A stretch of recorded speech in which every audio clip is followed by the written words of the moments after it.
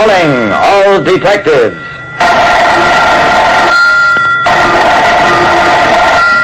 A scraped fender, a radio broadcast, and a mob of children. Those are the exhibits on this page of my casebook. The casebook of Jerry Browning, private detective. Anything I, Jerry Browning, private detective, have learned, it's this. Never start anything you can't finish. It was about 9:30 in the morning, and I was getting a lift downtown from one of my neighbors. Marvin was a huge man, big and fat. He made his living by telling good-humored stories over station KLMX to a vast late-afternoon audience of children who knew him as Uncle Marv. On the radio, Uncle Marv was all laughter and jollity. But right now, he was sullen and tight-lipped. Just look at those guys drive. Insane. They're all insane. Cutting in and out of traffic. You're getting driver's nerves, Marv. They're just in a hurry to get to work. If you'd relax... I never finished the sentence, because at that moment a driver in the lane alongside decided to cut in ahead of us. He misjudged the distance by a few inches. Scraped the fender of Marvin's car, then cut over to another lane and vanished. Marv got out of his car, inspected the damaged fender. $20 it'll cost to fix that. Hit-and-run drivers never a cop around when you need one. I tell you, Jerry, this town is lawless, and I'm going to do something about it. I grinned. Yeah? Like what? Talk about it over the radio? Marvin's face muttled. I may do just that.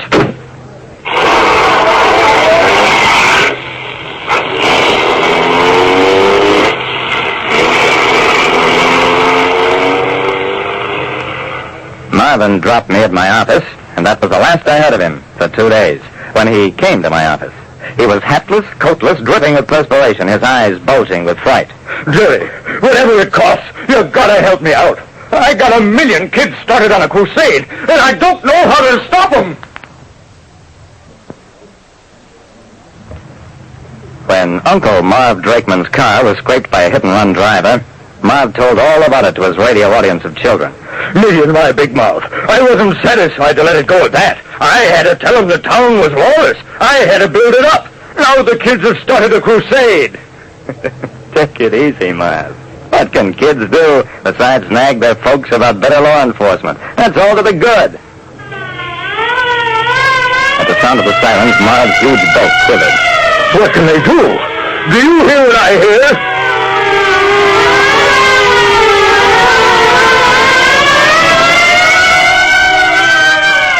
What's going on, Marv? I keep telling you, it's the kids. They invade bookie joints, picket taverns, block off streets, and stop motorists. They trail tough-looking characters.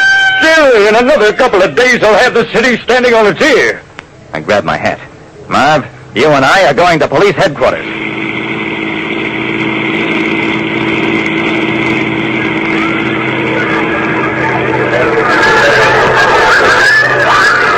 The entire block around headquarters was teeming with kids, all yelling and screaming. I shouted to Marv, "What are they doing down here?"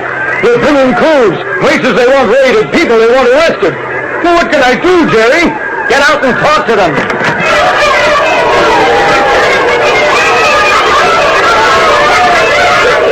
It was impossible to talk. In fact, it took a squad of cops to rescue Uncle Marv from his frenzied fans and drag him inside the station.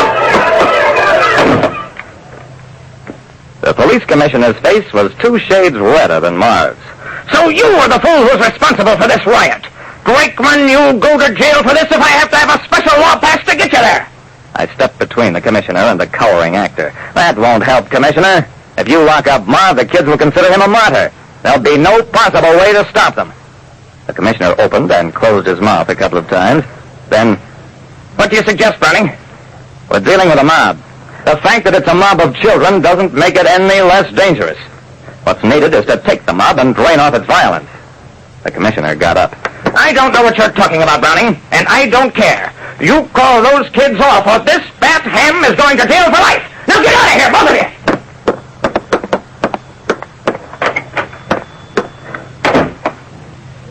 I sneaked Marv out of the station through a tunnel connecting with the courthouse. By then it was time for his regular afternoon broadcast, except that when we got back to the station, in view of the situation created, the station has decided to cancel Uncle Marv for the time being and substitute a program of soothing music. Good day, gentlemen.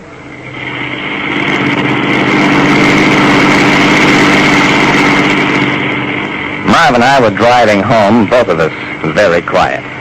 A couple of times we heard sirens in the distance. Neither of us commented on it. Suddenly, Jerry, look, in that lane. There's the guy who bumped my fender, started all this. Jerry, what are you doing? I'm going to catch him and save your career.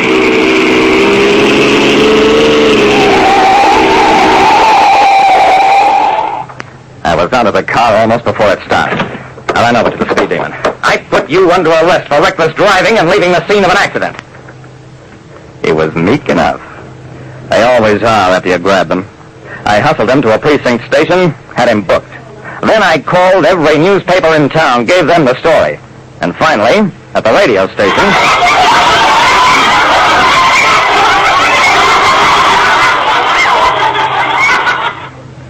we interrupt our Hollywood broadcast to bring a special message to the children of this city from the well-known private detective, Jerry Browning.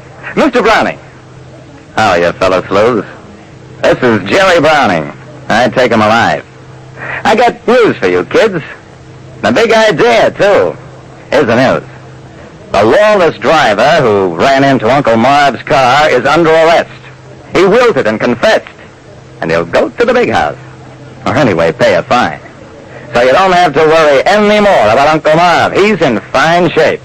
And here's the idea. This law enforcement campaign you kids have started is fine, and I want you to keep it up. That's right, keep it up. Anytime you see something suspicious, write me a letter to Jerry Browning in care of this station. And if your information leads to the capture of a criminal, well, you'll get a Jerry Browning Jr. Sleuth diploma. But remember, all I want is the letters. Don't try to make arrests yourselves, because I'm the president, and that's my job. And now I return you to Hollywood.